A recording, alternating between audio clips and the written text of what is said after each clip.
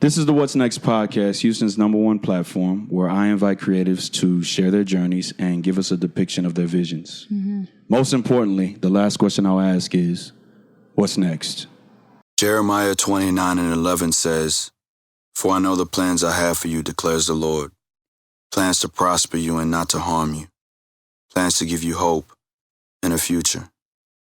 Dear John, the iconic legend Quincy Jones said, "To know where you came from makes it easier for you to get where you're going." Sean Diddy Combs said, "Everyone has challenges and lessons to learn. We wouldn't be who we are without them." If 2018 and the last 6 years taught you something, it's that anything is attainable with the right focus and determination. Continue to build. Continue to promote your vision. Continue to inspire creativity and make more creatives. In closing, Nas said, "No idea is original. There's nothing new under the sun. It's never what you do, but how it's done. The first chapter of your vision's movements is done. However, you're still a visionary. Peace and blessings. John Ross."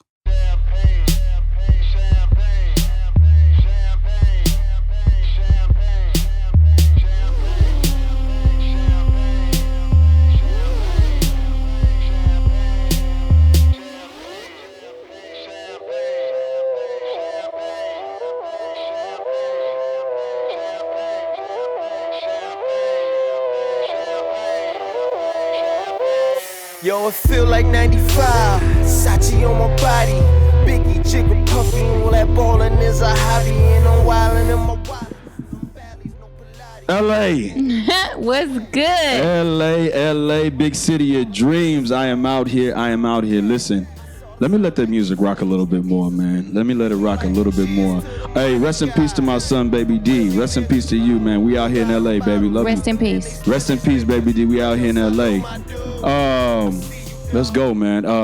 Welcome back to episode number 28 of the What's Next podcast, a production of Still Visionary Inc. Hey, y'all. I want to do it differently since I'm in California. This is my first time in California, Ajia. First time in Cali. First time in Cali. So I want to do it different. I want you to introduce your social media handles. Okay. And then I'll do mine. Okay. So you can follow me and find me at Ajia Munns everywhere. Twitter, Instagram, Facebook, Okay. all of that. AJIA MUNNS. And my website is www.ajiamunns.com. I was going to say you needed to spell your name. Yeah, because it sounds Asia, but people mess around and put that S in it, and then you ain't going to find me. It's a little unique. Shout out to my dad. Thank you, Jeffrey Munns, for spelling it that way. No doubt. And my name is John Ross Dike the First, and you can follow me on Instagram and on Twitter at John Ross Dike and still _visionary. If you would, connect with me on LinkedIn, subscribe to my YouTube channel, like my fan page on Facebook. And visit my website at stillvisionary.com. Yeah. So we're out here in L.A. Houston, Texas. I'm out here in L.A. All right. Today is August the 31st, 2019. Just had a birthday. No. It's coming up on the 18th. I mean, yeah. Coming up. It's You're coming about up. to have a birthday. Yeah, soon. So you're about to be 38. Here you go. I'm about to be 35. Look, I know she didn't mean that. It sounded like a joke. I know she didn't mean to do that, but that was a great joke. I'm about to be 35 September the 18th, and 35. This episode is dropping September the 3rd, 2019. Wrong with those extra 3 years of wisdom. Don't give me my 3 years, because then you're gonna start to give me. Then you're gonna start to say 40. Right. No, you don't need to say 40 yet. I'm not 40 yet. I'm still in that 35. I'm still in that 30 to 35 bracket. You are. Cheers to that. To a great episode. To a great episode. No doubt. Man. Drink. Oh shit. Listen, in great LA fashion, we are recording at Asia's apartment with the door open. We want to get all the ambiance involved, man. So how are you? How you doing? I am amazing. Okay. I'm amazing. Okay. It's something about living your dreams. It's something about manifesting what you set out to do. Okay. It's something about answering the call. Okay. It's something about doing what you always dreamed of unknowingly as a child. No doubt. Because I never was a child like, oh, I'm going to do this. I just imitated things. I just was me. No doubt. So it's something about honoring who you were as a child and who I am now and what called to me. So I'm very happy with my life. Okay. This journey. It's a beautiful one. It's a beautiful journey. I'm gonna be honest. The last time that we were sitting this close, I think You was helping me with my math. Well, I know definitely we were at U of H. We was at UH. Shout out to University of Houston. No doubt. Go Cougs. Go Cougs. I wish I can do the. We were definitely in college, right? And we were in social psychology. Yeah, I both believe so. Psychology majors. Both psychology majors. Yeah. Spanish minor. What was your minor? Communications. No doubt. You know? So, yeah, man. Listen, Houston, Texas, we finally got this right. I treated myself to a new birthday gift, so I bought this new laptop today in Los Angeles. It must be nice. Yeah. And matter of fact, you got to pay yourself first. That's what they say, right? No. Pay yourself first. Yes. No. I'm a Christian. We pay the Lord first. I ain't paid my tithes. I get what you. I ain't paid my tithes in a long time. I'm gonna start back up. Okay. Yeah, start that back up. You got to pay the Lord first, 10%, and then. So take out the first. Yeah. But you got to pay yourself. You got to pay yourself. Because a lot of times we forget to pay ourselves. No doubt. It's about everybody else. No doubt. And we forget about ourselves. Even mothers out there. It's all about you got to take care of yourself. What they say on the plane? Put your oxygen mask on first. Yeah. Yeah. I'm about it. Yo, we got so much to get into, but I don't want to rush it. Okay? I don't want to rush it. Ladies and gentlemen, this will be the first episode from LA that I drop. Well, Okay? yours truly. No doubt. You're not from Houston. No, Where I'm you from Dallas. Okay. Yeah. But- But I actually was born in Cleveland, Ohio. Okay, because I was getting ready to say that I saw your I subscribed to your podcast on Thank you. SoundCloud. Thank you for that. And that Stories and Poems. Stories and Poems, okay, which we're going to get into. Okay. Okay, so listen, I guess my very first thing before we get started is Houston, Texas. My editor, okay, the lady that kind of looks over all my scripts, tells me this one's a hit, this one's not. Yeah. Scrap that. Move on to the It's next a good one. person to have. Yeah, she does a blog. Her blog is entitled Tempest Lives, and you can find it at tempestlives.com. Shout out to her. No doubt. And episode number 9, packing the front. But let's go. Let's get into you. So, born Cleveland, Ohio. Born in Cleveland, Ohio. Spent the first 10 years there. First 10. And then moved to Dallas. Okay. Spent the next 18 actually. 18. No. Because 8. I left at 8. So, Next shut up. 8. Next 8. See? Well, I've been drinking. We're going to blame it on the... No. She started off saying, that I was helping you in math in college. You did help me with Okay. my math. You were smart. You helped a couple people. Listen, yeah. So, And now I'm probably by get- day I'm a math teacher by day. ain't that crazy? No, it's not, because I that- always knew that if I could teach, it was only going to be math that I was going to teach. Yeah. Well, you were a great teacher back then, a great tutor. No doubt. I believe you tried to charge me, Oh Lord. but I said the word friend means I could call on a favor. No doubt. So, man, listen. Cleveland, Ohio. Yeah. Okay, you lived there till you were 10. 9, 10. 9, 10. And then moved to Dallas. Let's say 9 so that you can spend, so it's half and half. Half and half. Let's say that. So then you spent the next 9 years in Dallas. In Dallas. And then 18, you graduated from high school, Went to West Virginia. West Virginia. And then came to U of H. Then you transferred to, what were you doing in West Virginia? I was cheerleading. I don't like to talk about that chapter. Okay. I hated that school year. I just, other than my grades, Okay. I made Dean's List. I was amazing in that. No doubt. That aspect, grades, but No doubt. I didn't like it at Okay. all. Was Didn't in a like it. terrible relationship, Okay. which that's behind me. Okay. And I just didn't like it. Okay. So I really don't talk about it. And then I came to U of H and I was like, whoa. Okay. It was amazing. Okay. And so you come to U of H. What year you come out of U of H? What year you graduate? 11. 11. Okay. And then you disappear. Is And that you- how y'all see it? Well, that's how I see it. Because at that time we were all in the college scene. We That's were all right. partying and stuff like that. That's right. In 2012, you say you disappeared. 2012. Actually, August 14, 2012, I moved to LA. Okay.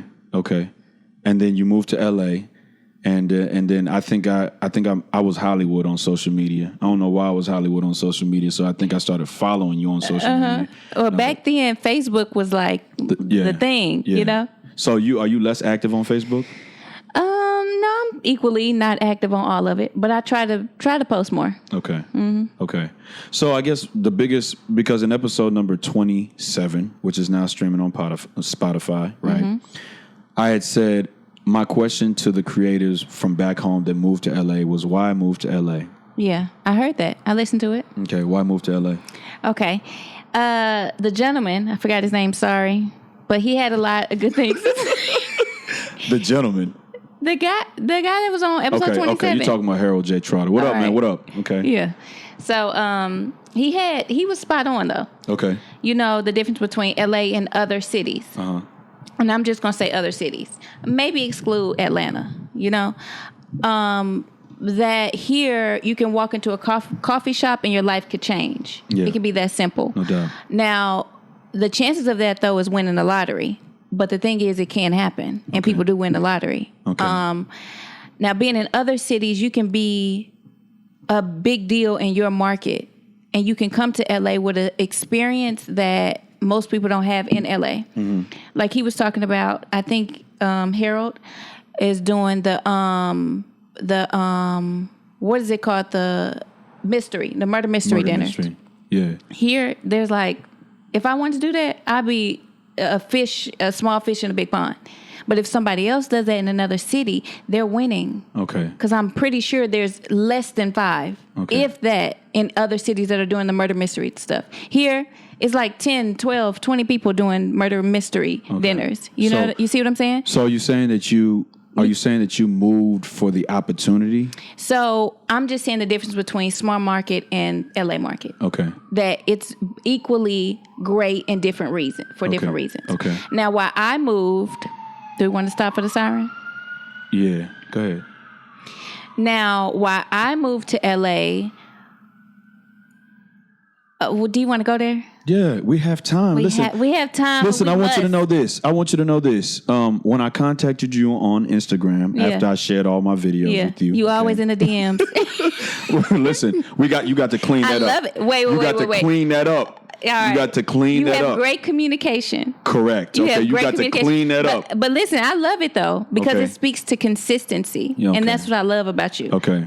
Everybody, Denzel talks about that, right? Oh, my favorite actor all time. All times. Consistency, what people don't have. It doesn't matter where you are in your journey, just be consistent and you will get there. No doubt. So that's what I love about you and what I respect about you. I appreciate it. First and foremost. I appreciate it. And you have a great voice for a podcast. Thank you. Just like, Thank you. Yours truly. No, I'm just playing. Listen, I want to let you know this. I came all the way out here to get like I said in the beginning of the episode, to get your journey, and for you to depict us with some of your vision. Yeah. So if it's a story for why you came out to LA, we want to hear it. I want to hear it definitely. All right, well here it goes. And on this platform, we gonna hear it. Let's go. Okay. So let me start with this. I went to a church when I first got out here, Faithful Central Bible Church. Amen. And he was preaching one day. Mm-hmm. And when he was preaching, that day, I was just in a place. And he said something. And it's one of those times where it hit you and your whole spirit and body feels it. My aunt on my dad's side was standing next to me. We weren't sitting. We was up on our feet. And he said, someone had to die for you to be here. And my aunt immediately looked at me, and I froze. I couldn't look. I couldn't move. And my whole body was reacting because I knew that was for me. And I knew that he was speaking directly to me. Maybe somebody else, but that was definitely my story. So in 2011, my grandfather on my dad's side, rest in peace, passed away from cancer. R.I.P. And I spent 2 months here taking care of him the last days of his life, hand on his heart when he was passing away, and just saw that whole transition, you know. And when I got here 2 months prior, I saw LA in a different light. Uh-huh. So I saw LA. I had been here once when I was maybe 12. And he took me to Magic Mountain and all that kind of stuff. My grandfather showed me LA, but from a child's perspective. And when I got here this time as an adult, I saw LA differently. I saw it as a real city and not a magical city. Mm-hmm. And for me, I was like, wow, I can just be here. I've always thought I would be in LA when something amazing happened or I don't know when. But when I got here and saw LA for what it is, I said, wow, it's just a regular city. I can do this. I can do this. I can be here. And I just felt like this is the place I need to be. Mm-hmm. And this is the place I need to be. So he passed away. I got back. I'm back on campus. I'm walking to the communications building, and I walk past the communications building, and in my mind, my head voice is saying, oh, I have to use the restroom. Let me just go into the theater building, which is past the communication building where I needed to be. So I walked past the communication building, went into the theater building, and I just sat on the ground. And I heard them rehearsing. I heard acting. I heard words. And I sat on the ground and I cried. And I left school. And you left school. What does that mean? From that moment, I made a decision that I'm moving back to LA. This confirms the feelings that I've got when I was in LA. I'm moving back to LA. I saved up. 8 months later, a year later, I guess, my grandfather passed away in June. Mm-hmm. June 19th. June 18th. And 2011, I moved August 12th. So a year later, a year and some change later, I saved up and I moved and I started my journey. And within 2 months, I had my first national commercial, blackpeoplemeet.com. Oh, yeah. I remember that. Yeah. I remember seeing that joint. You was fresh in that joint. I remember seeing that joint. I remember seeing that joint. You were fresh in there. Go ahead. Keep going. So literally, someone had to die for me to be here because had my grandfather not passed away, to be honest, I wouldn't have had a push to follow my dreams. Okay. Because I just didn't think it was possible. I thought I needed to be a psychologist or a psychiatrist, probably IO. And I wanted to help provide for my family. And I hated seeing poverty growing up. So my mindset was I'll have a career. And on the side, maybe I'll do plays. And that was my mindset. And I was definitely okay with that. And but something else happened. And I decided, no, I'm going to go for it for real, for real. So LA has been good to you? No. Okay. Ups and downs. Ups and downs. What people won't say. Yeah, definitely. Okay. Definitely. Been having roles snatched away from me because, I won't do certain things. Yeah. Just the surviving LA. So it's a couple different things in LA you got to understand. It's the culture of LA. Okay. It's La La Land, meaning the fantasy of LA. Okay. And it's the basic survival of the city itself. Okay. Are you going to remember all three of those points? Because I want you to touch all three of those points. All right, I'm going to remember. Let's go, man. Damn, look, Houston, Texas, man. When they see this, it'll be September the 3rd. Okay. Happy Labor Day weekend. All right. After they get done partying, right? Yeah. After they see chill this. out with this. So listen, I want you to know that I came all the way out here for you to be the first interview. And I'm honored. You know what I'm saying? I'm honored. You know what I'm Thank saying? you. Because when I was just thinking, because it was actually Phil that put me up to this. He was like, listen, you might want to, take it on the road. Yeah. And I was thinking, So the first place I took it to was Dallas, Texas, and Louisville, Texas. Shout out to Dallas. No doubt. And then Louisville, Louisville, Texas. Okay, shout out to them too. And then after that, my wife and I went to New York in July for a little getaway. And I know you love New York. Oh yeah. I love New York. You need. I need to go back. No, what's the tongue twister? What is it? What's the time? I love New York. Oh yeah. I love New York. Unique New York. Yeah. You know you need unique New York. Something like that. Yeah. So, but go on. So I'm an actress. You ain't finna get me caught up not saying it right. So listen, and I gotta be honest, man. Normally I'm always so fluid with it. It might be because of the atmosphere, it being LA, it being my first time in California. You know what I'm saying? I've been sweating nonstop. Yeah. Because I can kind of feel from you the level. Yeah. The level of professionalism. Yeah. You know what I'm saying? For real. So thank you. You're welcome. Because I came out here for one thing and one thing only, and that's to expand. Mm-hmm.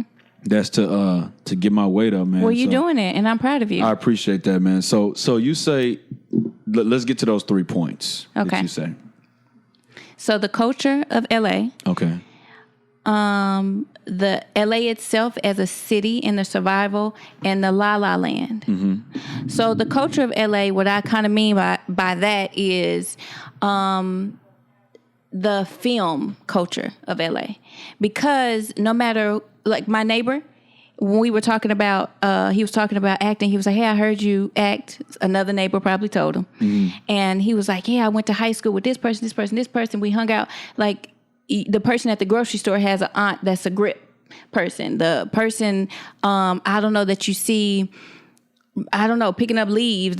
Everybody in LA is related to someone in the industry in some capacity. Mm. They went to high school with them, or their cousin is this, their mom is this, or used to be this. And the film industry feeds so much of LA, and as well as the up-and-coming actor. The up-and-coming actor feeds LA also, because there's so many things that the up-and-coming actor pays for in the city.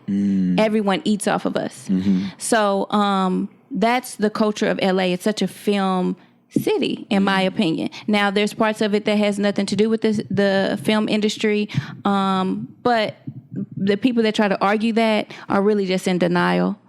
Because you can, and I mean that because you'll drive down the street and you'll see that it's blocked off for filming purposes, and it's second nature for us to be like, oh, okay, let me just turn off. Mm-hmm. Let me just turn off the street. Let me just go around it. Yeah. You don't stop and say, oh, what are they filming? Like in the other city, you'll be like, oh, what are they doing? You don't get rubberneck at all. You just like, oh yeah. Yeah. Like another Tuesday. Yeah. You know what I mean? So that's what I mean by the city of Los Angeles. To me, is such a film city, and everyone is a part of it, directly or indirectly. Yeah. That's almost like when you say back home in Houston, when you see if you got on a white collar or a blue collar, you know that you're in engineering or something like that. Correct. Or if you go down to the medical center, everybody's a nurse or a doctor or something. Correct. Like that. Yeah. No correct. Doubt. Exactly. No doubt. So that's that. Then, something too to know is the independent game, the independent industry, and LA is coming up too. Like it's a whole thing for the independent filmmaker and all of that. Yeah. So you can make it to the Oscars with an independent film. I know that. So that's what's dope about LA also. Then you got the La La Land of it, the fantasy of it. Mm-hmm. When you come out here, you think that the stars on Hollywood Boulevard is paved in gold, and it's not. Hollywood Boulevard is very actually dirty. Yeah. And once you've done it once, you don't need to do it again. Yeah. You know what I mean?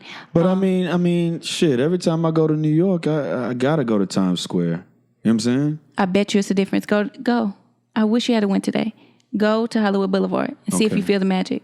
There is none. Well, it's my first time here, so why would it not be? Why would I not feel the magic the first time I got there? I mean, you're right. The first time I seen Michael Jackson on The Star, I was like geeked. Like, oh, Michael Jackson, because I love Michael Jackson. Yeah. But second time I was there, I was like, oh, I'm over this. Yeah. Third time, I'm like, oh, why people, keep visiting me? I have to keep going. Yeah. By the fourth time, I was like, y'all can go, Uber, and meet me at this restaurant. Like I was done with the crowd, with the dirtiness, it's just too much. Okay. And LA is already too much as a grind, which brings me to the third point, to where you don't want to deal with the touristy stuff. Yeah. Because it's a little fake. It's not what's real in LA and what LA really, really is about, Okay. So to the third point. Okay. The city itself promotes a grind, maybe like New York. It promotes a grind that if you want to make it, you have to almost be doggy dog or so willing to sleep in your car, or let's leave it at that, stuff like that, right? And a lot of people leave. There's a report that so many thousands of people leave every month from LA. It's crazy. And you just got to be on your toes, and you got to know the game, and you got to know, if you didn't know that people are evil, then you would know it living here. Yeah. You would know it quick. Yeah. So some of those things, like you got to know the city. You got to know. I think Houston is a city of singles in some ways. At least when I was there, I felt that. When you say that singles, what do you mean? A single city. Like a lot of majority of people are single in the in the city. Okay. You know what I mean? Okay. Not the outskirts. Okay. LA, I feel like, is a lonely city. Lonely city. It's a very lonely city with friends, with relationships. And I don't know what it is, but a lot of people would agree with me, and we have tried to dissect it, and we're like, oh, maybe because it's another pretty girl around the corner. Like, oh, I don't want to settle for her because there's going to be another pretty girl that may be even prettier. Some people have that theory. Some people just don't want to commit because they're so on the grind and they don't want to get off course. You know, I don't know what it is, but that's the other part of LA that people really don't talk about. So relationships hold you back out here if you're on the ground? Some people believe so. Some people really do believe so. But studies have shown that especially men do better in relationships. Out here? Period. Studies show that men do better with someone. They go further with someone in a relationship. Because I was going to say, career-wise. why does that matter if we're talking about LA? I was going to say, why does that matter? Why does that matter? Yeah. Okay, you're saying, but just period. Just period. But somehow people in LA don't believe that. Okay. But it's true. For men, for sure, studies show that they go further career-wise and maybe personal development-wise also with a woman. Okay. And they live longer in relationships. Look it up. I got to be honest. I'm sitting here next to you, and I really can't believe that that I'm here in California, because for me, I never thought I'd come out here. Why though? Because I'm under the pretense that I can make it from Houston. Especially being an independent, especially having that drive to create on my own. I can make it from Houston, and then when I make it, it won't matter. I just take a flight to wherever. So if I was going anywhere outside of Houston, it would probably be New York. Yeah. You know what I'm saying? Or I've been to Chicago a few times. I've been to Atlanta. I lived in Florida for a minute. Yeah. I love Atlanta. And I love Florida too, though. And so this is my first time here. So I'm kind of like, hey, this is my first time in another city. Yeah. And renting a vehicle to be able to move around. Everything is far, isn't it? It's like Houston. It's like you Houston. got to have a car in Houston. You got to have a car. No doubt. Dallas too. That's No why doubt. I fit No in. doubt. Like it's nothing to me. Yeah. It ain't. I'm used to driving. Yeah. But you can make it from any city. No doubt. 1,000%. The only thing about living in LA though,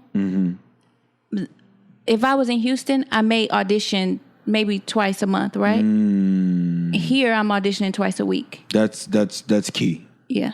The opportunity. As an actor, that's key. That's key. The opportunity is far greater. All the studios are here, aside from the Tyler Perry studio. Yeah. Studios are here. Yeah. I mean, people go to Toronto and film. People go other places to film. But the studio, though, itself, like, to get that audition, it's here. Yeah. It's still. Okay. You listen. I can tell this episode's already going to be a long one. I know, right? I can tell. Look, I got a new SD card, and it won't be more. It won't be no more cutting out, and the visual from the episode is gone. So I got to put stills in there. And y'all better listen to the whole thing. I hope so. And listen, riding to work, riding home from work, chilling. No doubt. Because I got to remember. So you've named all 3 points? Mm-hmm. Okay.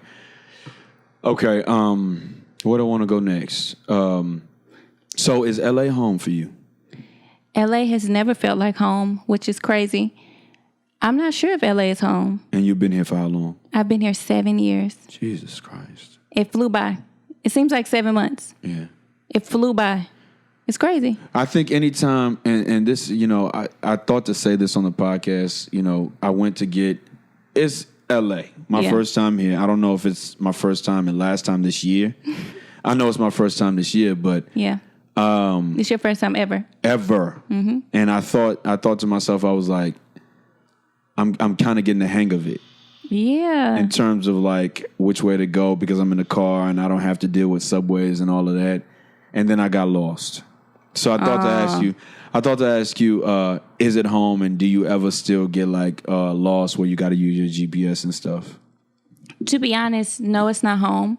And I don't know if it feels like not home, because I don't know if home to me feels like, oh, once I have, a husband and children and things like that, maybe I'll feel more like a home vibe. So I don't feel at home in that way, or as a single, I just don't feel at home. I don't know what that is, but I'm here for a purpose. No doubt. I'm not here to get comfortable. Oh, okay.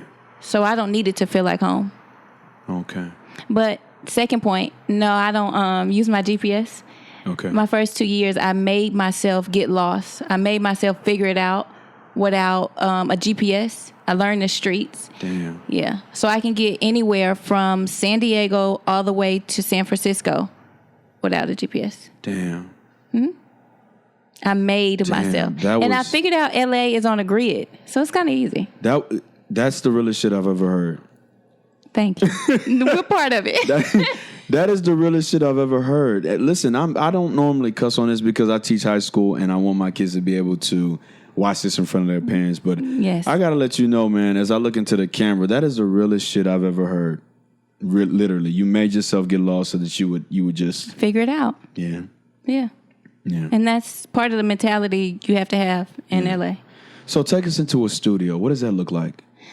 Is it everything? Is it everything that I've ever? Say my favorite studio.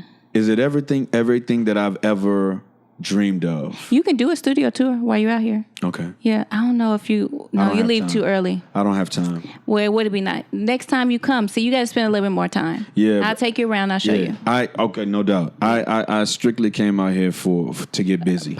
Thank you. I love that. To get to work. So take you into a studio. It's massive. Okay. How many acres we talking? I'm not good with acres. Okay, so let's say a couple high schools can fit in there. Okay. So there's different sides of a studio too. You have the strictly business executive side where all the offices are. Okay. Then you have the studio side, which most people think of, that has the sets. Okay. And that has so like some studios, like the Warner Brothers studios, they have a whole New York set up where you walking through and you just feel like you in New York. Okay. You know, everything they shoot is there. And then they have iconic parts of the set where an iconic film was shot there and they don't touch it. Things like that. Then normal business stuff. They have restaurants. They have the Sony studio has Froyo, frozen yogurt. Love it. Okay. Yeah. So what else am I missing? You definitely need a go-kart to get around it. And if you walk, it's a hike, it's an exercise. Okay. But normally when you walk onto a set, you know where you're going. You park in a certain parking lot, which will be, you'll get the email. Okay. And you'll get which parking lot to park at, because it's going to be the closest one to wherever you're going. Mm-hmm. And then you check in with the security. You don't have to pay for parking, which is great, because in LA you pay for parking everywhere. Some grocery stores you have to pay for parking, which is ridiculous. Yeah. But anyway, you go in, you go where you need to go. Yeah, you can hang out and then leave. I experienced for the first time that parking today. Pull the phone out when I went to Best Buy to get the computer, to get the SD drive, and pull the phone out to put the timer because I didn't want to go over that hour that I got for free. Right. I'm telling you, it's real. I done got so many parking tickets here. It's ridiculous. I don't even like Koreatown because that's where I got most of my parking tickets. Koreatown. K-Town. Okay. So they have the best Korean barbecue there, even though I don't eat meat anymore. How is that? I love it. Okay. You know, I don't follow the Dr. Sebi diet, even though... Dr. Sebi? I thought it was Sebi. Sebi, they say. Okay, well, Sebi. No, I'm just playing. Okay. Dr. Sebi. I don't follow that diet, but I try to get close to it. I do what's good for my body, but no meat. I started off pescatarian, so no fish. Okay. Well, first I cut out chicken. No. You started off pescatarian, which is all fish. All fish, yeah, all fish, no meat. Okay. So I started off no chicken, and then from that, After that, I went only vegetables, fruit, and fish. Now I'm at a phase, and this has been a span of like maybe 4 or 5 years. Yeah.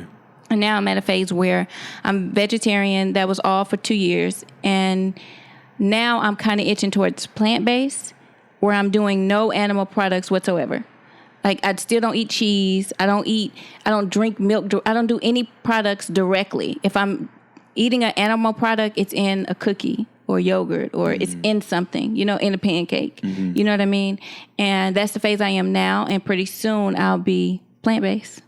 That's the journey I'm going to. I feel great. Does it help you like stay in shape? Do you feel that I feel lighter? I feel and more, and it's more of a spiritual conscious thing too for me. Like when I fast for the first time, and I continue to fast throughout my life, I got a sense of clarity and vision and things like that. So my way of eating is also my spiritual and me honoring my body. Okay. So that's one of the ways I honor my body, with movement and with feeding it the best foods that I have available to me. Okay. Okay. I'm in Cali for the first time. I'm kind of just like... Not to say that I have anything against meat eaters. Okay. No, and I don't feel like everyone should be a vegetarian, a vegan, or plant-based. I don't feel like that. I feel like do what's right for you, for your blood type, for whatever you got going on. Do what's right for you. My wife and I embarked on a detoxing diet. And you had some clarity, didn't you? After you get over the struggle. It was the most emotional thing I've ever done in my life. I believe it. You know what I'm saying? Mm-hmm. I was heavy. Like when I thought about the purpose of why I was doing it. Yeah. It took me to that point where I would just, I just wish there was a camera there, because if it was a camera there, then I would have won an Oscar. Wow.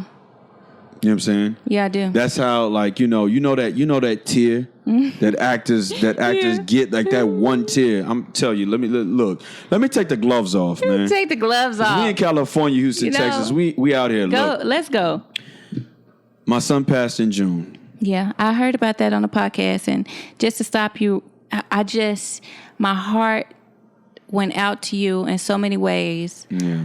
I stopped your podcast and I just started praying. And I also, it like kind of makes me emotional now. I just feel like you have such strength to share that and to bear your heart and your pain in front of all of us through your voice. I'm be honest. Let me cut you off, because before that, I never would have done that. Yeah. I would have cut and been like, put a still there. Yeah. And then just come back and just been like, I would have punched in. Yeah. I would have cut, but when I said, I didn't even know I was going to go there emotionally, but I knew that this is what happened. I got back and I was like, I don't want to let the stench of New York leave me just yet. Yeah. I want to record right now, because when I went out there, all I was thinking about was everything was pouring in. Creativity was pouring in. Yeah. So every day I would go to the rooftop in Queens, and I would write poetry. I would write shorts. Okay, we may need to hear poetry, a poem from you. I'd have to read it. I don't have anything written down. That's fine. Let's do it. You read one, I read one. Okay, no doubt. Oh shit! Listen, we finna. This episode finna be the one. It's finna be the one. I'm telling you. Live in Los Angeles, but yeah, it was just I got on that episode and I was like, I want to just give a reason for why we went out there. And it was just, man, my son passed in June, and, it's a lot of things. I said I would never get a tattoo. I got a tattoo in honor of him. And I just feel like I was sitting, me, my wife, my mother-in-law, we were at my brother-in-law's apartment, and I was looking, and I was like, I told my wife, when we were going to New York, I said, we need to go to New York, and then we need to spin back around and come to L.A. Well, bread sometimes get funny. Right. Because, right. When talk about one thing I realized is I had to tell myself, you got to relax. Yeah. I tell myself, you have to relax, because this is not a vacation. You came out here to work. Right. But you don't already drop bread like that. You know what I'm saying? And so when you get back, you're still going to have bills to pay. Right. So that was the notion, and why we couldn't go to L.A. straight from New York. Right. Yeah. So I was sitting out at poolside, And I was looking at my phone. And I was like, I gotta go to New York. I gotta go to New York. I gotta go to LA. I gotta go to LA. And I just bought the ticket. Boom, like this. Really? And so I bought a ticket. I bought a ticket there, and I bought a ticket coming back. And I said, okay, now that I'm in LA, I'm not going to sightsee. Yeah. I'm going to get people on the podcast, right? I forget where I was going with that point. Which I respect. But wait, let me... Go ahead. Finish off what you were saying. I'm sorry. No, I just want to ask a question. Does your wife love New York? No. So this is funny. I heard Will Smith talk about how certain cities, like it feels like the city and you are like one, right? And he said that's his Miami, but Jada don't like Miami. You know, he was like, but when he's in Miami, he feels like that's him. And when he said that, I was like, what's my city? I done been to 30 different states in the U.S. And I haven't found my city. I haven't found that feeling, but seems like you have that feeling with New York. Yeah. That creative, that... Yeah, whenever I go there, I just feel inspired. You have to make yourself go at least minimum once a year. Minimum, you have to. You owe it to yourself. I feel inspired. I feel motivated. Yeah. You know, I still feel like I remember flying over New York, JFK, and I remember looking down at the city and just writing. You know, I got out there and I wrote a little book that I told Monique that I wrote, and it was 55,000. I didn't even finish it. Right. So I just that's aside from the point. You were saying, what were you saying before all of this? I don't know what we were saying. Okay. You talked about studios. You talked about the 3. You've been out here for 7 years. You talked about a few things. So, in preparation for the podcast, right? And in preparation to bring it together, when we tried to set up earlier, you mentioned the word creativity, creative. And that's when I knew that this podcast was going to be the one. How do you think that outside of, going to audition and getting those rejections and going to audition and still staying on the grind, how do you think that you have marketed or you've opened up Boss-wise? Good question. So when I think of that Boss-wise and being more than an actress, being more than an actress, being a boss, meaning owning things. Okay. And so I save owning things. I save that to the last question, what's next? But okay. No doubt. Save that. Save it. Yeah. Okay. So I wrote a children's book. Did you? Wrote a children's book. Okay. I have my own podcast. No doubt. I write my own scripts. Okay. I put on through Woven Colors. I put on a event for filmmakers to come show their work. Okay. And the last one we had was very successful. Press was there. It was amazing. We were over capacity, sold out. It was just dope. And we're going to do it again because we've seen it's a need for independent people to just show their work amongst each other. Because we talk about sometimes networking laterally and not vertically. Okay. Yeah. And sometimes we have to not just network up horizontally, but network for who's on the side of you. Yeah. Who's on the side of you having the same grind. And I think Issa Rae was maybe the first one that is like popular to say that or to put it into terms like that. But that was definitely what my event was about. All of us that have come together, some people were on networks already. Some people were trying to get there. Some people were writers. Some people were directors. We even had sound coordinators there. Yeah. And it was amazing. So we saw the need for that, and we're going to do it again. Just my business partner, she's a little sick. So if anybody in LA is listening to that, we're going to get back on it. She's just sick, and we're waiting for her to recover. So prayers up for her, and send her speedingly recovery. But yeah, so do all of that. For me, what boss up means and what creativity means to me is do everything you can on your level. Okay. On the level you're on, do everything you can and let God handle the rest. Okay. Then on the next level, do everything you can everything you can. I mean, from the way you eat, the way you work out, whatever it is. If you're going to be in front of the camera, make sure your skin or whatever you need to take care of. If you want to be an actor and you feel like you want to learn jiu-jitsu or karate or something because you feel like that'll make you more marketable and give you an edge. Do everything you can on your level. If it's taking extra writing classes so you're an actor and a writer, whatever it is, do it. And at any point you get to jump a level, do not hesitate, jump. And there's King Solomon talks about toiling in a day and a night. You never know which one is going to take off. So on your level, you be acting, but also writing. If you ain't acting, write. If you ain't acting, be in a singing class. If you're not acting, go shadow somebody in a casting room and be their casting assistant and get to see the people who's auditioning so you can learn from them. And you never know which hand or which toil will get you there.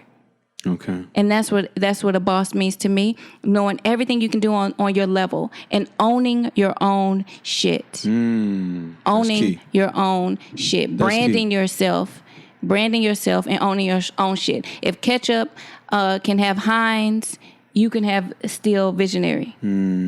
If Sony Pictures exists, Twin Productions can exist. That's your joint, Twin Productions? Twin Productions. Okay. So Why you don't have a handle for that? That's gonna be the next. That's gonna be the what's next. Okay.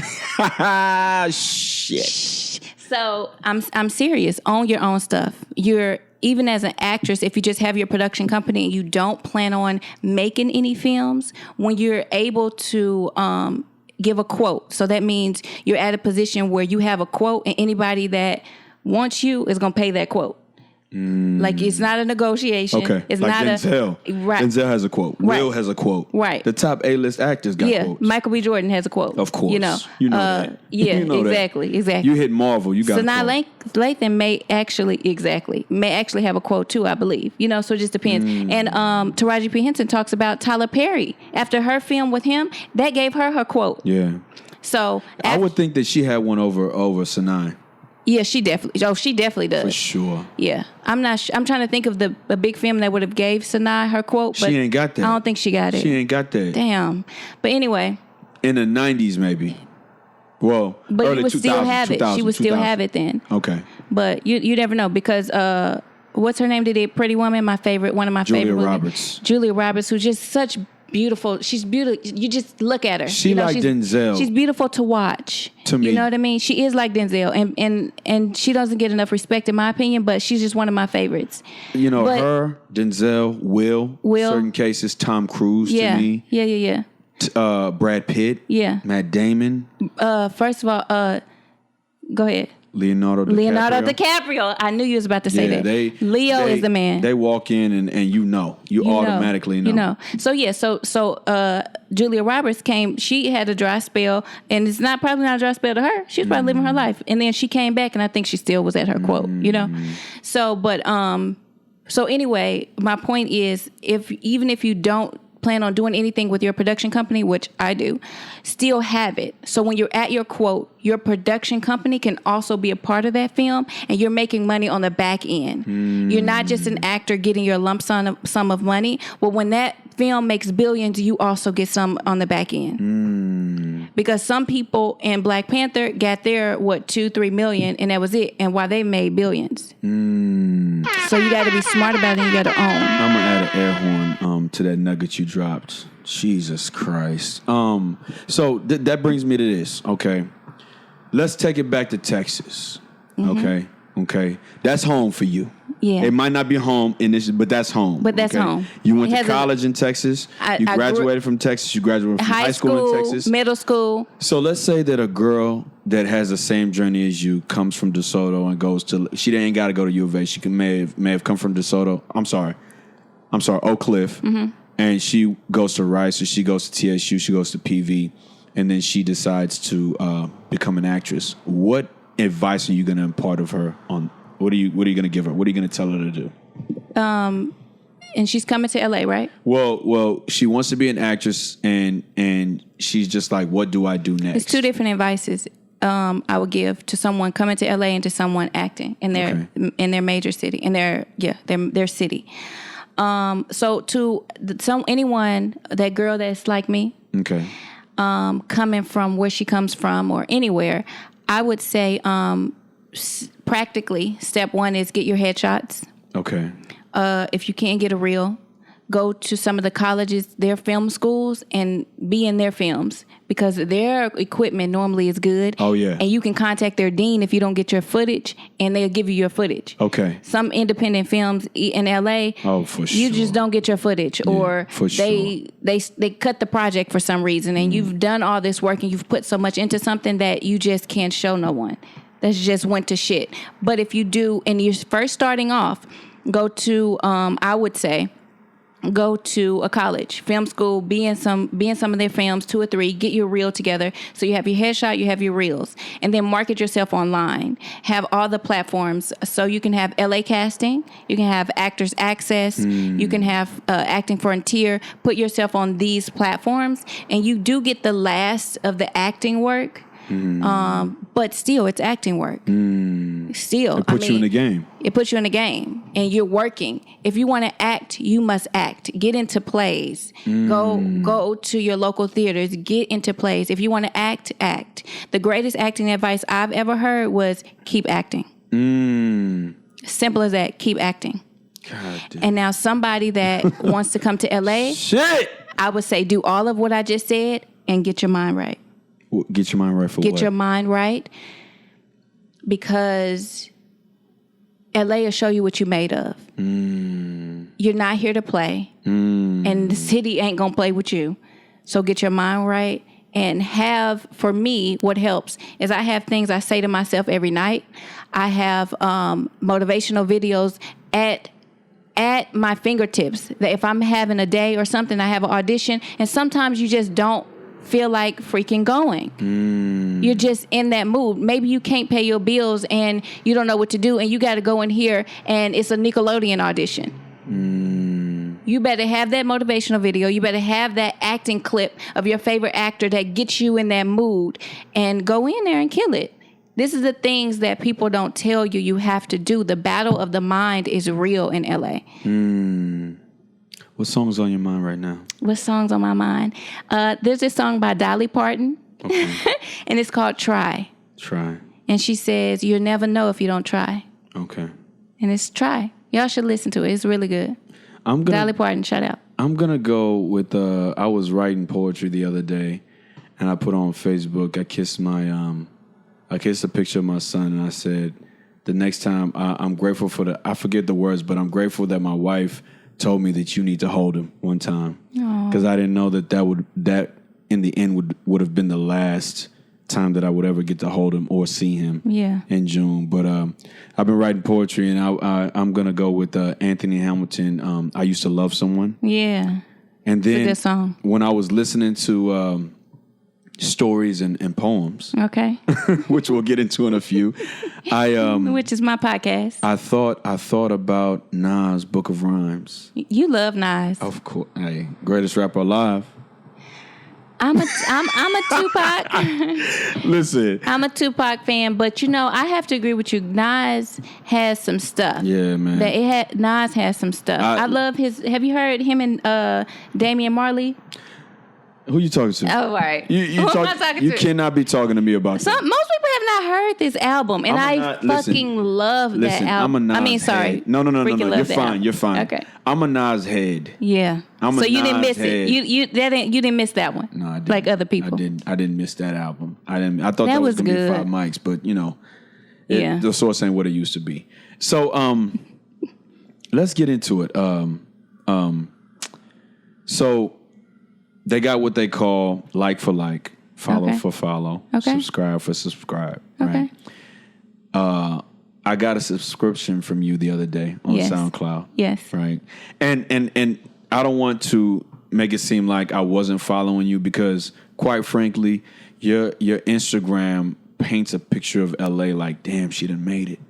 Yeah, well, sometimes your pictures on LA, I look at them, and because I'm a married man, some certain pictures I can't like. You know what I'm saying?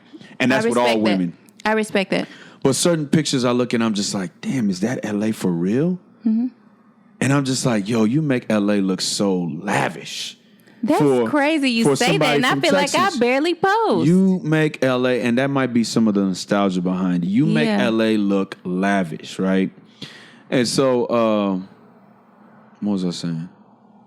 The like for like, subscribe, you gotta. Yeah, so you subscribe to me on SoundCloud, and I subscribe to you on SoundCloud as well. But I remember when you said you posted something on Instagram, and I hit you in the comments, and I was like, "What's the name? Where's the link? Where can I listen to it?" I listened to it for the first time, right? Yeah. And then I get sidetracked, so I stopped listening to it. But I listened to a majority of it. Okay. I come back and I listen to it today. Okay. And I fall in love with a piece that I want you to recite on here. Okay. I fall in love with Sin, a.k.a. Cynthia. Okay. So I want you to recite that piece. Okay. And then I want you to tell us the story behind stories and poems. All right, cool. Okay. Can I play it? Do I have to recite it? Do you have the audio? I do. Okay. What you want to do? If you have the audio, I can. Well, I'll tell you this. Houston, Texas. We're going to play the audio and then we'll talk about it. You're now watching and listening to episode 28. We're out here in Los Angeles, California, and I'm here with my homie, Ajia Munns. Yes. Okay, we'll be right back. Peace and blessings. So, listen, this is a part about being a boss, like you were talking about earlier. Yeah. We get to do what we want to do. Okay. We were gonna play the audio, the audio clip about it, but since she's here and I'm here in LA, we can go ahead and get the live version. So you get ready to recite a poem. Yeah. And then I'm gonna get something that I wrote. You'll find that? Yeah, I'll find that. Ready? Go ahead. I'm what you call an around the way girl. My name is Sin, short for Cynthia. I guess Cynthia was just too complicated, so I'm Sin. I'm probably the only around the way girl that hates that title. It doesn't give me the street cred that other people feel it does. It doesn't hold any value, the around the way girl. It doesn't build my confidence. It doesn't show people that I'm real in these streets. All it does is remind me that I was born out of an affair. You see, my mother, she didn't have any options. She could have went to college, sold drugs, or fucked a rich man. Those were the only three options my mom thought she had. Now, since she had a 2.0 grade average in high school, college wasn't the option. I mean, she could have taken the SAT or ACT or whatever you need to get into college. You see, I don't know because I'm a product of my environment. I, too, am my mother's child. The apple doesn't fall too far from the tree because I didn't go to college either, as you know. But, you know, my mother's story is all too similar. The other option she could have had was selling drugs. And my mom, she just isn't the carrying a gun, rolling up on somebody type. So that left her with the only other option, fucking a rich man, which led her into the only black-owned convenience store in our neighborhood. Mr. Charles was his name. That's what all the people called him. He had this dark reddish skin, good grade of hair, married, of course. My mom made her way into that store every day, something tight on, and he bit. I'm guessing it was good enough for him not to pull out because here I am. Now you see, I'm a product of my environment. You see where I come from. I don't know why I'm telling you this, but all I know is I want something different. I want to be somebody else other than my mother. I have no clue what that is or what it even means for my future, but I don't know where to go or who to turn to. But all I know is this lifestyle ain't for me. You see, I find myself pregnant. And after 6 attempts of trying to get this thing aborted, I decided to keep it. Not because I didn't love this thing or because it would mess up my life, but because simply I didn't want to be a around the way girl. I'm running. I'm running from something others feel give them street cred and makes them have an S on their chest. I feel like they have the strength that no other person on this planet feels or even understands. This strength of this environment. It gives people superpowers. That power I'm running from. So I take a beat and I run. I'm running nowhere because I don't know what to do. A day in the city. The ferry sailed in and out of view from the symbol of opportunity.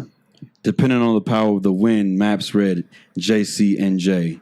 In 15 minutes, I went from county to county like Jersey townships. 6'2" Igbo kid from the state of friendships.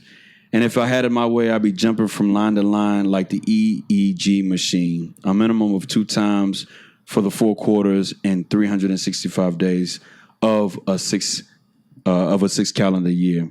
The American dream for people born anywhere outside of the 50 states, PR, and the U.S. territories, including the Virgin Islands. The melting pot for many flavors that make up that Empire State gumbo.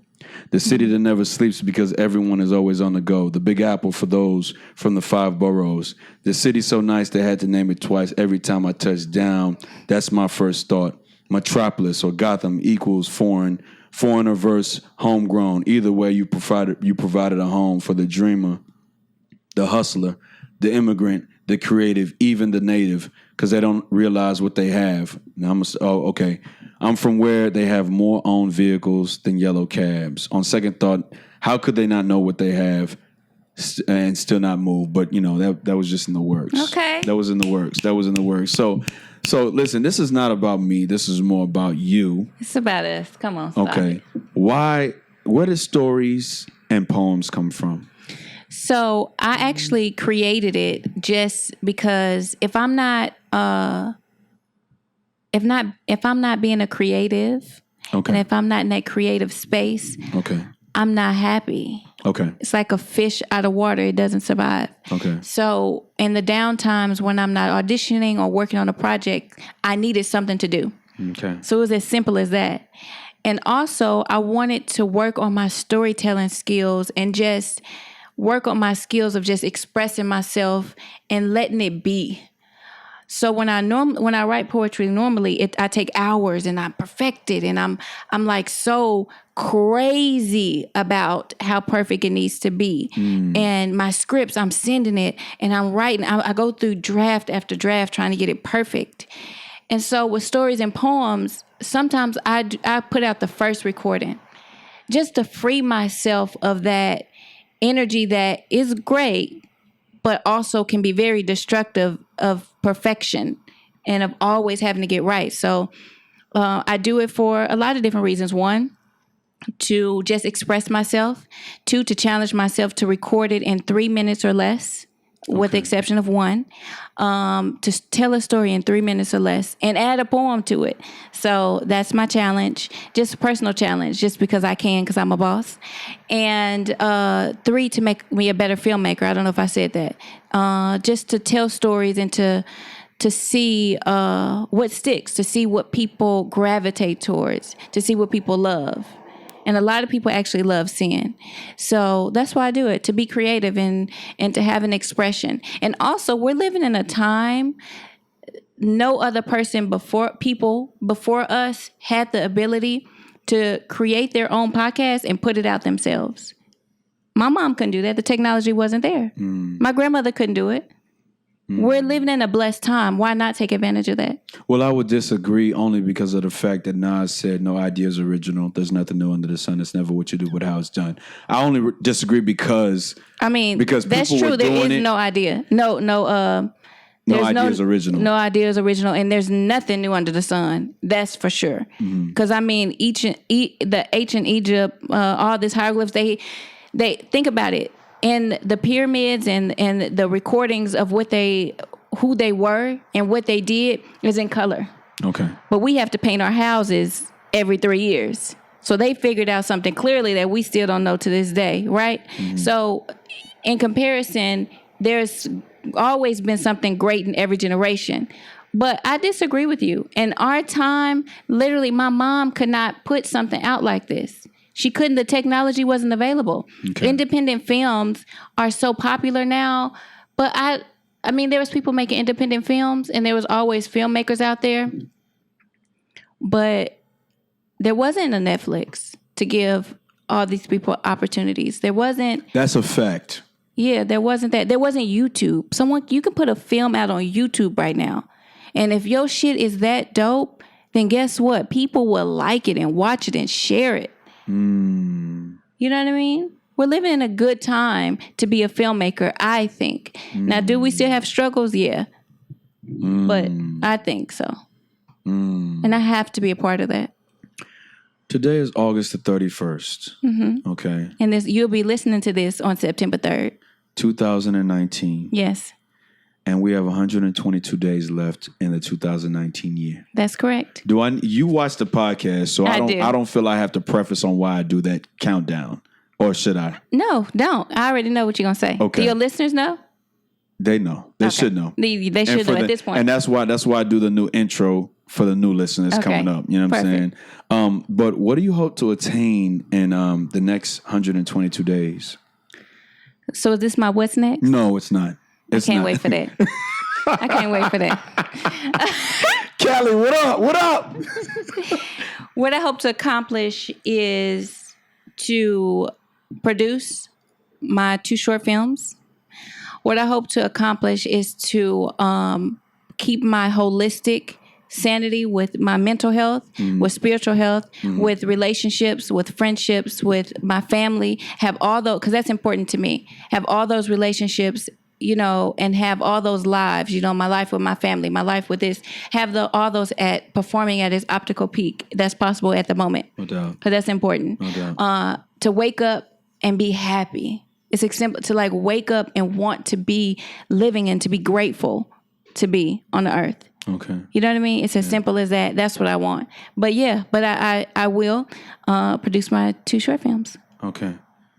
I guess it's kind of, I remember when I texted you about this, I want to say maybe 6-7 months ago. Mm-hmm.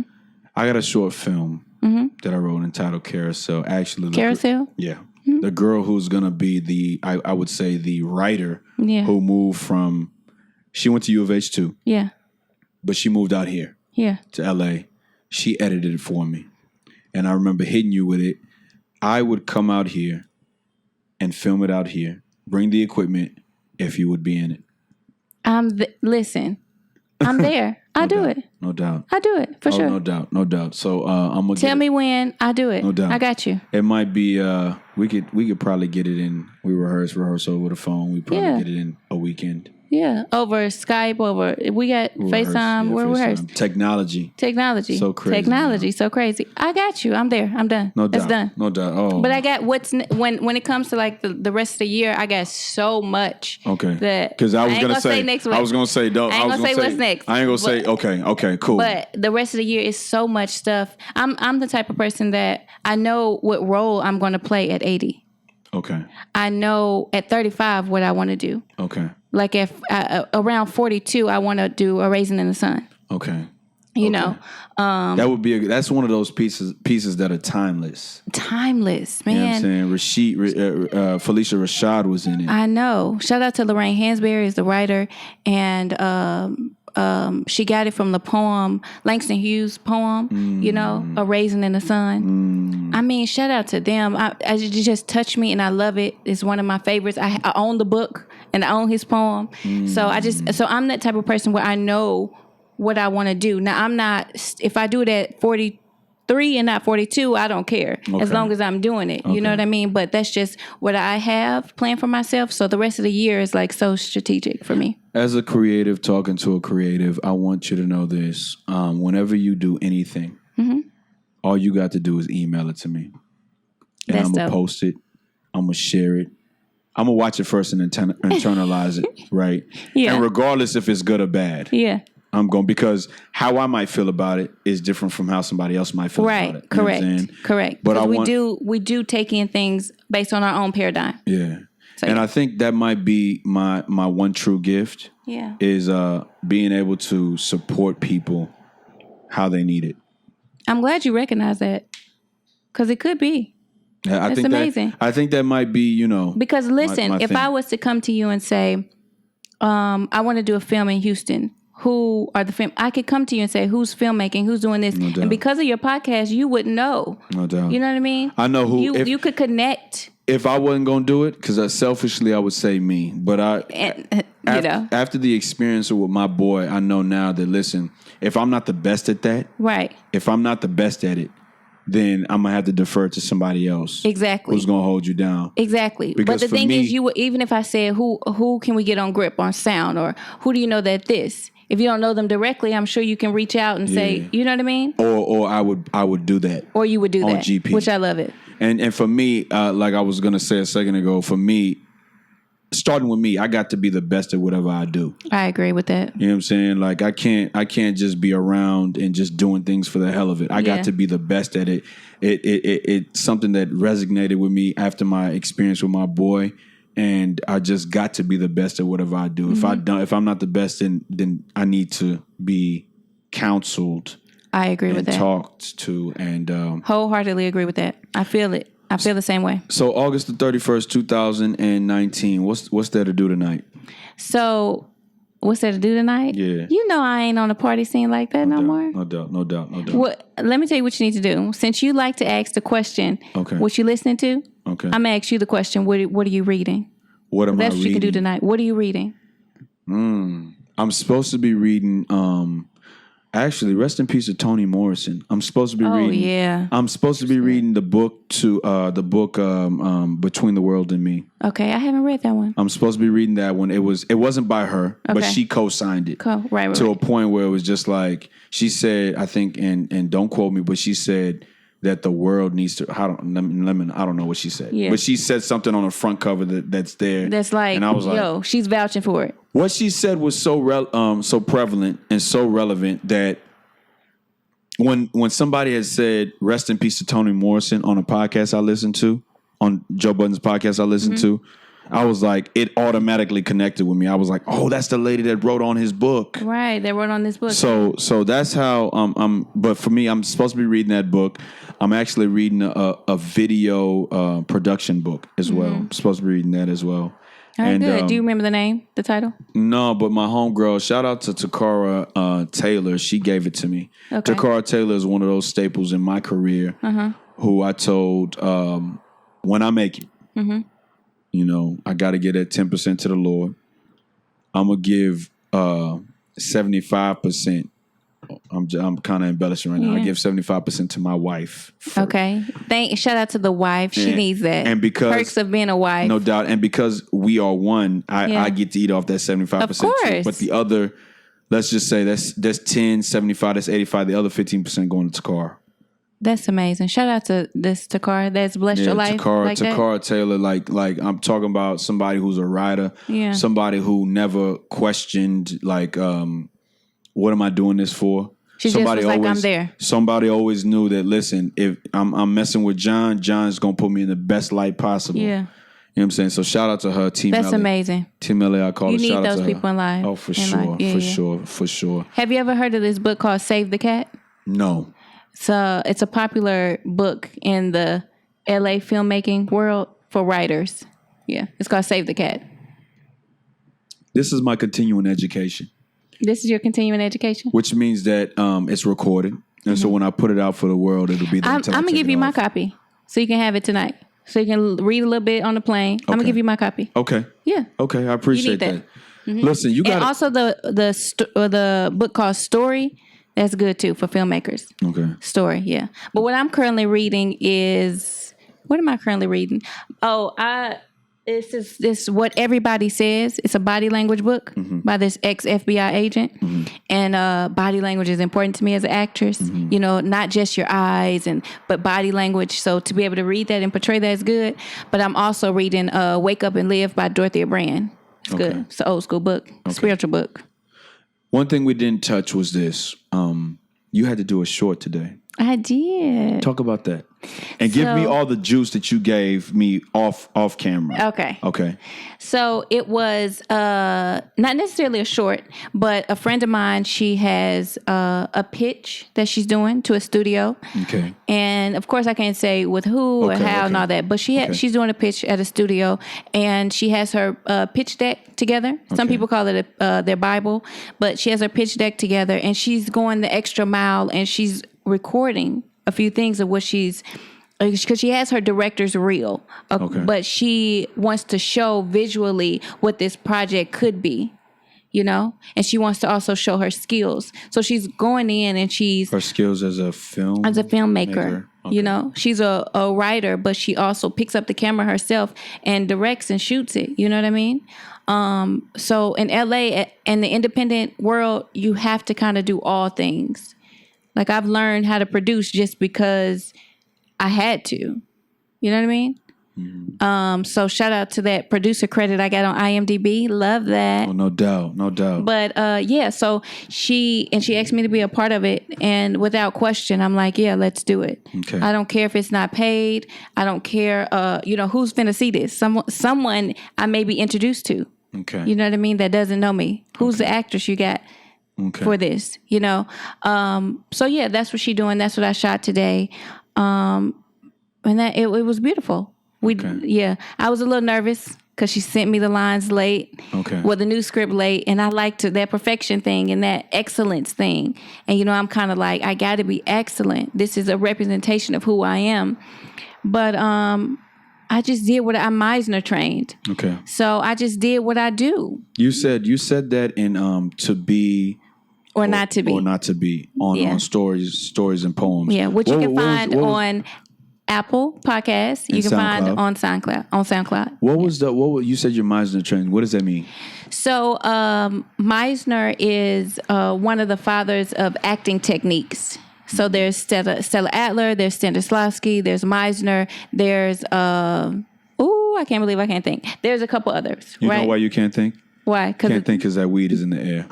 You're right. This is LA, and let me tell you something. We got the door open, and this weed is breathing through. We having a little drink. We getting this little breeze. I just thought to myself, damn, that shit is strong. It's strong as shit. Yeah, it's strong. Yeah. Okay, but yeah. So he's before him there was no real acting technique. Okay. And there's another acting technique that's a method. Okay. Which means you embody the character 24/7. You go home with the character. And Denzel has said to be a method actor. Yeah. I don't know if he claims that, but everyone puts that on him. Yeah, man. Because he's phenomenal. Okay. So anyway, I have a Denzel story too. Yeah. But wait. Oh, geez. Go ahead. Go ahead. So Meisner. So I went to a lot of acting classes in LA. Do you think that's paramount to do that out here? Acting class? Yeah. Why would you be in the Olympics and not train? Why would you be in the Olympics, in the arena, and not be training and not be practicing? Is that just for out here or just period as an actor? I think period. Okay. I think period. And if you want to be excellent, and if you want to move to LA with credits of like these, don't let nobody tell you they're not important either. Credits of like, community theaters and credits of like your short films and stuff. Don't let nobody tell you it's not important, because it is. You have this on your resume and you have these credits, but your study is blank. That's good that you've been working, and that's commendable. And I take my hat off to you. But to not study and practice your technique constantly, I think it's a mistake. Yeah, you're the second person that told me that. I think it's a mistake. Shout out to my man Bink. You're the second person that's told me. Okay, Bink. He was on the podcast? I don't think I heard that one. Episode 10. Okay, I'm gonna go back. Okay. So when I went to a lot of different acting classes, and when I found John Ruskin at the Meisner School in Santa Monica, it's called the Ruskin School, and he studied with Meisner himself. So not only studied with him, he taught with him, all of it. And if you call the neighborhood playhouse, they would tell you the only people we vouch for in LA, because it's in New York, is John Ruskin. So it was I didn't know all of this though. When I was entering into the school, somebody referred me and I was like, okay, go. So I'm just in, and then I find out all of this knowledge that I didn't even know as an actor. It's like crazy. I didn't know about these techniques and the story about the neighborhood playhouse and all this stuff. But I heard the Stella Adler technique is cool too, though. I've never studied her technique. But anyway, so I'm just in this acting class, and for the first time, I get permission to use my imagination. For the first time, I get permission to not transform a script, but to be. To not read lines, but remember words and experiences. So when I read a script, I'm not reading lines, I'm reading memories. You know what I mean? So it was transformative to me. And I feel like I am a better actor for it. And there's some work that I've done after Meisner, after my 2 years, I completed 2 years. Whatever work that I've did before, I'm like, ugh, don't look at that. Whatever I did after, even if it's terrible, I'm still proud of it. My goodness. There's so many gems that you've bestowed on me personally. And I know that some people won't make it to the end of this because attention span. I know. What a pity for them. Good for y'all that stuck through. But you know what? My man Mike Abajon, who did episode number 24, Big Boy Talk, Business, Ownership, and Wealth, he told me to break it down into clips. And when I watch people's podcasts, they do that. They do. So Sound bites. I'm going to have different clips of this episode. Do it. Because then people will be listening, waiting to hear that clip. Yeah. Waiting to hear that story. That's good. Good advice. Yeah. God damn it, Asia. Jesus Christ. And I don't believe Meisner's for everyone. Okay. But I do believe once you find something, stick to it. Listen to your intuition. Listen to it. You know, you mentioned you have a Denzel story. I might think that Denzel is the method for me. Yeah. Like I said, I don't know if I said this on air, but I was in a plane, you know, with my whole, no, I didn't. With my whole experience with my son, while he was in the hospital, I kept thinking, I feel like John Q. Yeah. I feel like John Q. I feel like John Q. I feel like John Q. And so I went and bought the movie. Yeah. So I'm in the plane on the way to LA Friday after work. And there's a part in the movie where Denzel is like, he's like, I don't think you get it by now, but I'll do whatever I got to make sure he lives. Right then, emotion just hit me in my chest. It hit me in my chest. Because all I could do was think about my baby. Your son, yeah. You know what I'm saying? And then when he went into the scene with him, and he was just talking to him, he was basically telling him, you always listen to your mother, you know, don't be a fool. Sometimes you got to take the money and all of that. The emotion on the plane was just too much. Yeah. I just took it in, and I've learned recently to just take the emotion, just take it in. Yeah, you gotta take it in. You gotta take it in. You got to take it in. God gave us all of these emotions. Yeah. So no emotion is bad. Yeah. God gave us, you just exercise it in the right way. Yeah. Maya Angelou said, if you feel anger, march it. Oh. You know, Okay. but no emotion is bad. Okay. But go ahead. What's your Denzel story? So my Denzel, but before I tell you my Denzel story, I want to say this. I was a twin, and really? Yeah, my twin didn't make it. Amen. They Jesus Christ. Yeah, the doctors had to take out my twin, and I always felt lonely growing up. Right? Okay. A room full of Barbies, cousins, sister, little sister Natalie. Shout out, love you. Okay. But I always felt lonely. So one day, me and my little sister was playing Barbies, and at 12, I think, because we were still playing Barbies at 12. I still play with a Barbie today, okay? Because I love Barbies. Okay. Don't judge me. Anyway, so I walked into my mom's room, and I just said, I feel lonely. And I don't even know if I understood that word or understood what I was trying to articulate. And my mom is the type of person who she sheds things from you to protect you. Yeah. You know, she doesn't want to feel pain herself. Yeah. And she doesn't want you to feel pain. Yeah. But me, I'm the opposite. So So she told me, she just had a heavy breath and she was like, Asia, you're a twin. And I just looked at her and I was like, oh.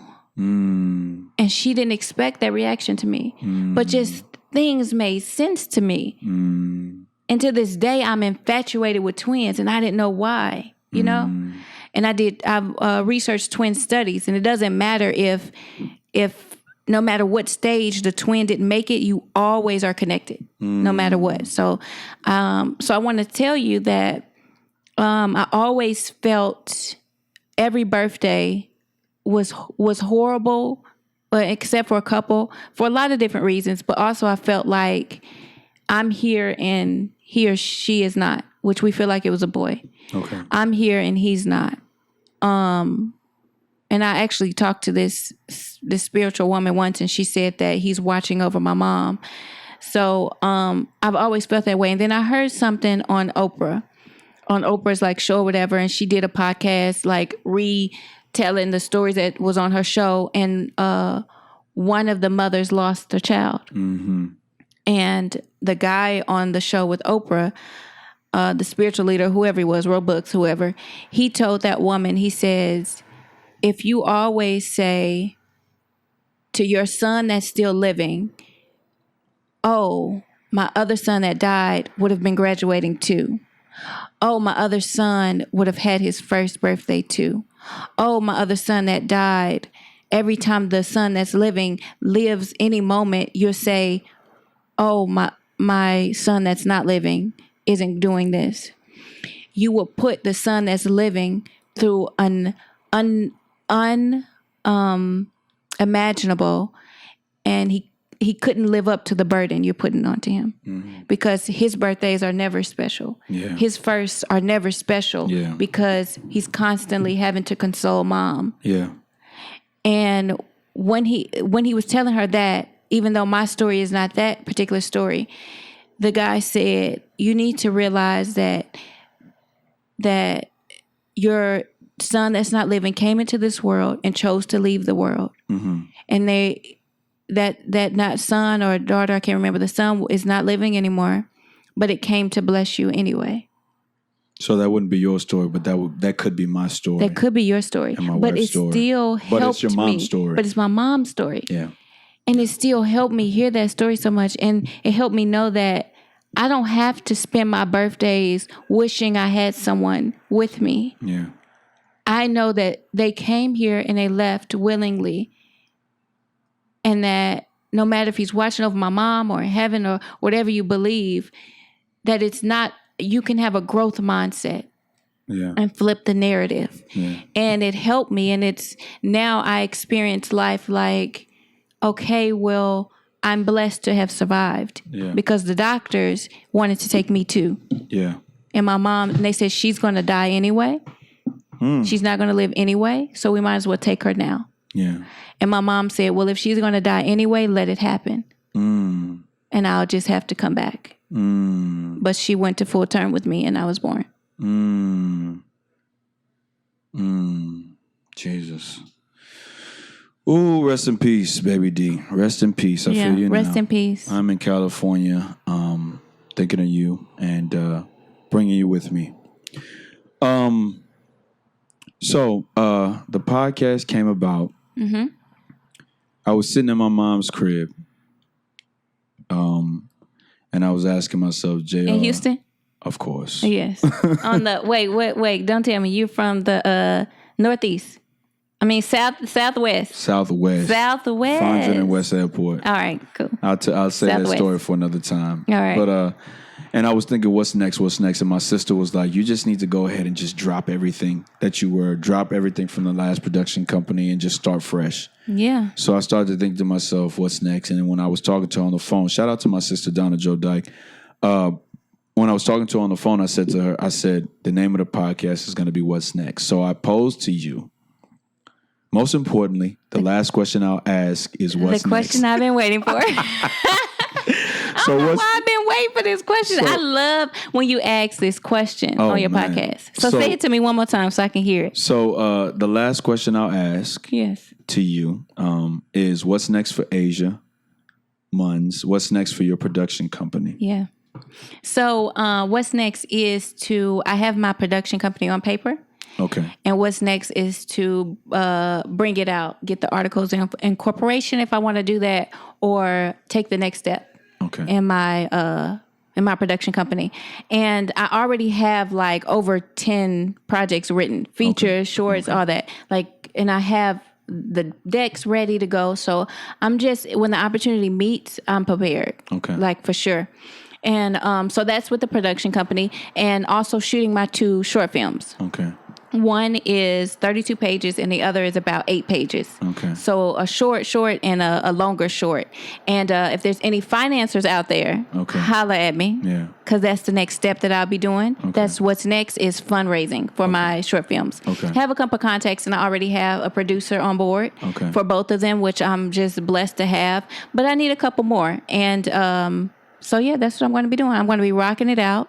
And maybe I'll follow up with you and tell you how I fundraise. Okay. And it'll be a good conversation. I'm going to come out here again for it. Yeah. Listen, but I want to shoot my shot, man. If you got anything, tell me what I need to do to be involved. I'm tired of excuse me. I'm tired of acting like I'm too cool to say, hey, I'm ready. Listen, I got you. If there's something I got that's your age. No doubt. Of course. A lot of all my stuff. Yeah, a lot of all my stuff is African American, Black, Indigenous, because that's where my heart is.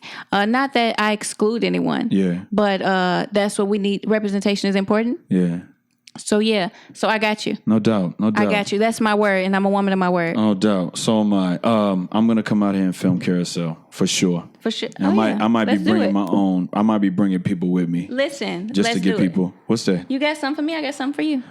So what I do on the podcast, because yo, listen, it's so great to sit next to somebody who watches you. Yeah. Because I watch you as well. But on my podcast, I like to before I say that, the shirts up here, guys, I pressed and printed myself. So if you need any t-shirts, holler at me. I'm your guy. But I like to impart a gift on everybody that comes on the podcast. Thank you. I appreciate that. When you wear this all the way out here in Los Angeles, California, I know that you're on the podcast. So this is a shirt, an exclusive shirt. This is the first shirt.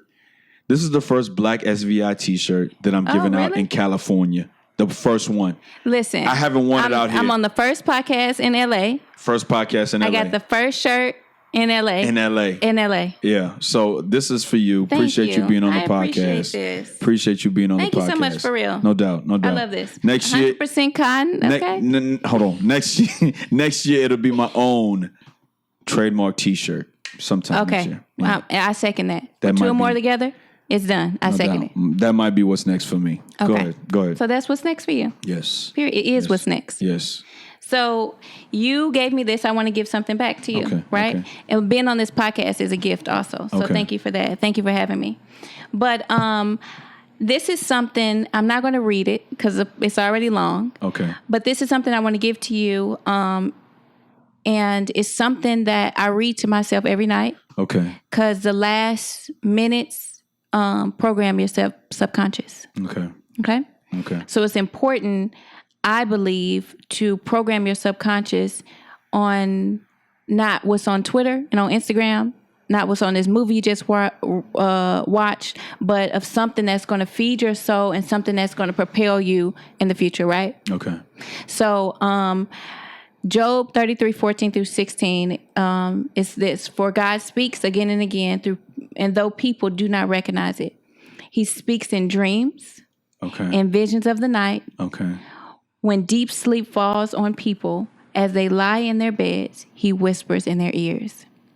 So as God whispers, I want these words to go along with his whisper and create your future. And I want to, and the first part of it is, you say to yourself before sleeping, God, when you speak, I listen. I hear you. It is within me, and clearly all signs are meant for me. So then it goes through, right? And then the last little note is, you can be in all your days a hostage to your ego or a host for God. Because I believe God is within us. So you can be a host for God and let the Spirit flow through you, or you can be a hostage to your ego. I appreciate that, man. You're welcome. And you laminated and everything. It's a little cricket, but It's all good, man. And listen, you don't have to do it every night like I do, but just every time you pick it up, just read through it and let the words bless you and fill you with your spirit and encourage you to know that you can do anything. Anything you set your mind to, you can do it, like for real. And I got your back. No doubt. Yo, Los Angeles, California. This is episode 28. Houston, 28? Texas. I do what I do for myself to prove that I can do it for others. Peace and blessings.